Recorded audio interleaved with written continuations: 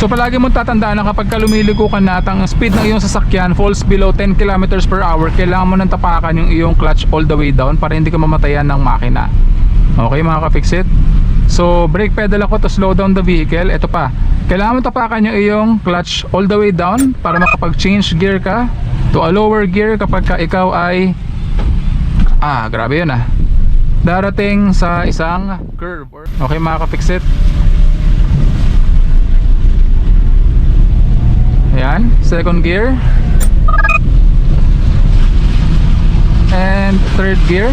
Okay, so medyo masikip yung mga likuan dito mga ka-fixit, no? Ayan, liliko tayo dito pa kaliwa. Medyo sharp turn ito mga ka-fixit. So definitely kailangan natin babaan yung speed natin. So magka-clutch all the way down ako at second gear. Then tatapakan ko pa yung aking brake pedal kung kinakailangan. Pero dahil slow na yung speed natin at kaya ko na itong turn na to at this speed, hindi ko na kailangan mag brake pedal.